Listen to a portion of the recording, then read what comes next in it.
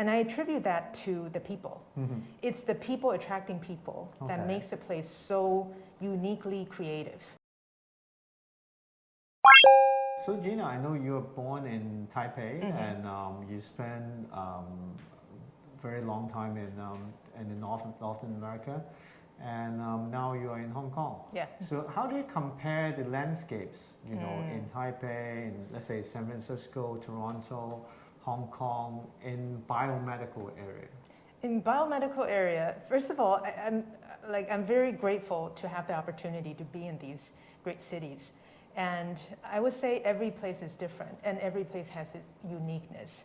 In terms of these biomedical innovation and entrepreneurship, for sure, San Francisco Bay Area, the people over there, you feel it, you've been there, you live there. Right. You know, you can feel it in the air that there is this this drive, motivation, and the whole like entrepreneur energy. You can smell it. You can smell it. Yeah. It's like you're there.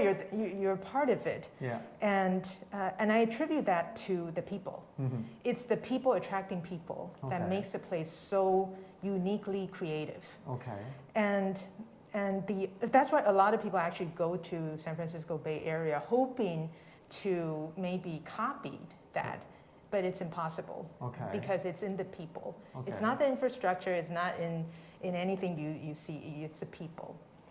So what do you think attracted people to be there in the first place? Is it opportunity, is it school, or is it? I think it's a web of things.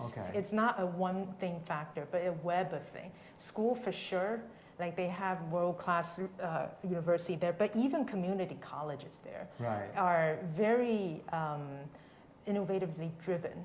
And what they see is not your diploma, but your skill. So they're very heavy in skill development. No matter what you do, you develop your skills first. And because as we know, in the innovation, as we talked earlier, an idea does not equate product, and product does not equate business. If you want to turn an idea into a business, you need so many different talent in the process. And I think in San Francisco Bay Area, they know that. So they actually encourage people to discover your talent in any place you see fit, to fit in the whole journey and whole picture. And when I was there, I was heavily involved in Stanford Design School and Stanford D School. One thing that really kept me and changed me is how they do projects there. I was involved in many projects with the D School. Like you work with not just students from discipline, but you work with people from different ages. So we would be working on a project. There's a Distinguished Career Institute in Stanford. They welcome like very accomplished people to go back to school, to learn new knowledge, to meet young people, and to share their experience. So we are all together in a place to do what? To solve a problem. Right. So we now have the new government in office, and our new CE actually we have just a consultation session a few days ago, and I think that the number one word that came out is talent. So everyone is talking about how to attract talent to Hong Kong now that we want to build international innovation hub in Hong Kong. So what do you think? I mean, what you mentioned, I mean, the schools and the practice you've experienced, how do we bring things to Hong Kong and solidify our position as the next innovation hub? Right. I think this is definitely not a quick fix because, like earlier question, how do I compare different cities in terms of entrepreneurship? I would look at where it has a higher investment in human capital. So how do you attract the people over? And sometimes it's not the money issue. Sometimes it's for people with this drive or motivation. It will attract the people with the same value to come. But in order to get to that point, you need to reach a critical mass first. So I think doing it step by step. I mean, I'm no policy maker, but I do know that if a place invests in human capital, attract people to come over and give them space to explore. I think they always say, 先求有，再求好. So get the volume here first.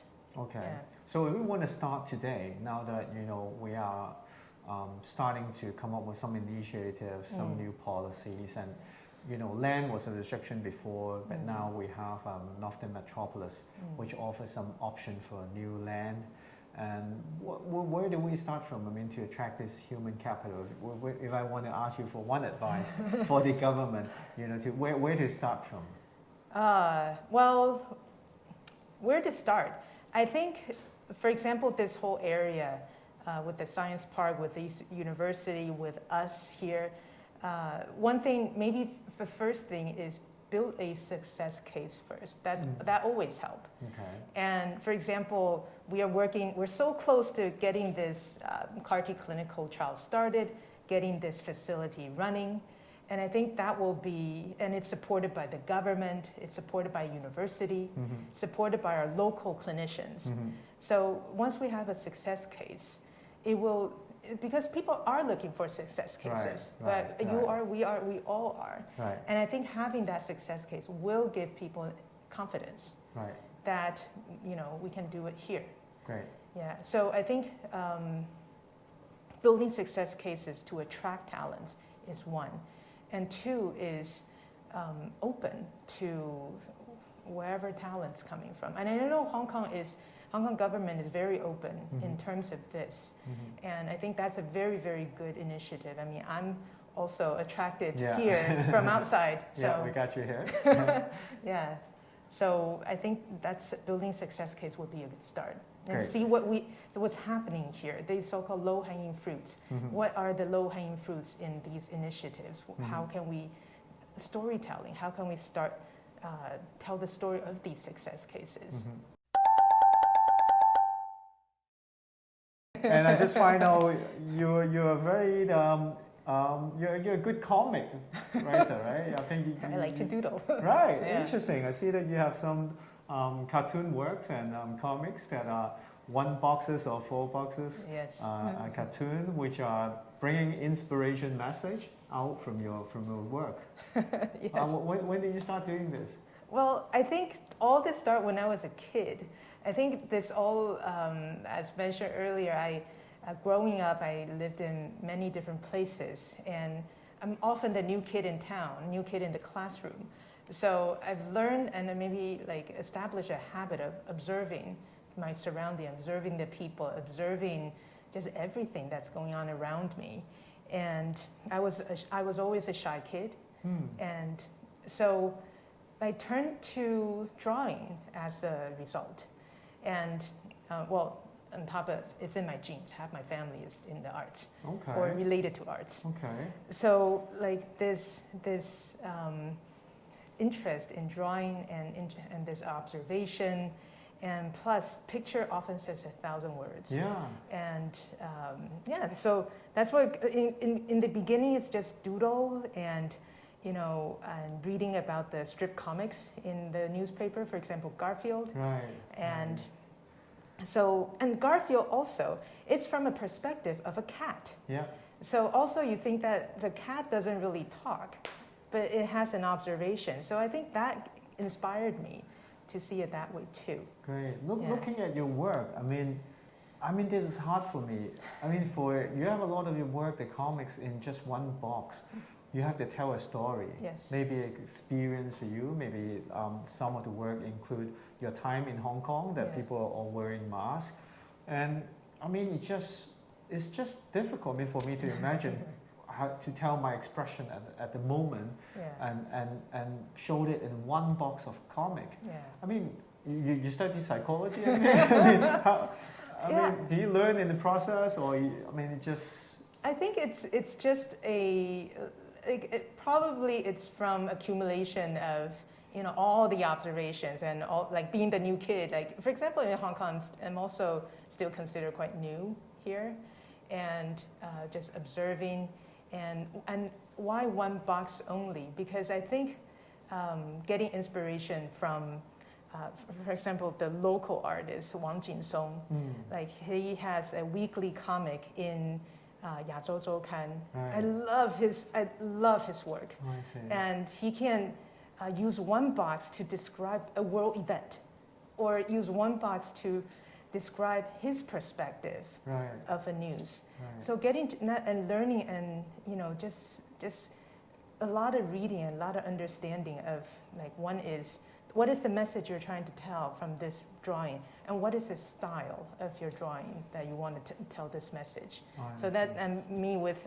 as you know, like, my comic is usually in like a pocket notebook. So I just keep it in my pocket. I draw it anytime I can, and yeah. So that's it. I arrived Hong Kong at a very unique time. It was just the beginning of the pandemic, and with all the changes, like the society, like I said, everybody's wearing masks. Yep. I think I only got to know all my colleagues, know what they look like 6 months after, Yeah. because the first time I meet them, they're all wearing masks. So I came here at an extraordinary time, and also this area.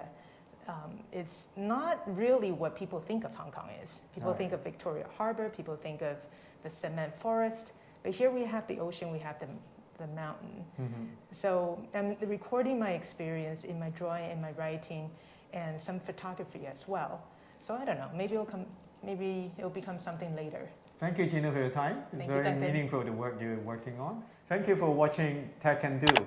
If you like the video, remember to subscribe, take like, and also comment. See you next time.